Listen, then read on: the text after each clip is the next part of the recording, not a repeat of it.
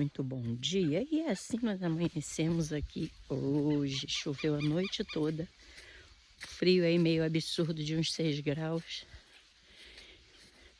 porque agora tá 11, tá um frio insuportável do mesmo jeito. E olha isso, coisa linda, a Serra Catarinense, direto do camping da família X. Nós dormimos ali dentro, porque tá muito frio. E ficamos aqui. Esse motorhome é dos amigos Gil e Terezinha.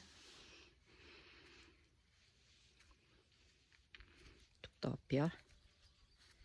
Que top. Ainda tem aquele mirantezinho ali, ó.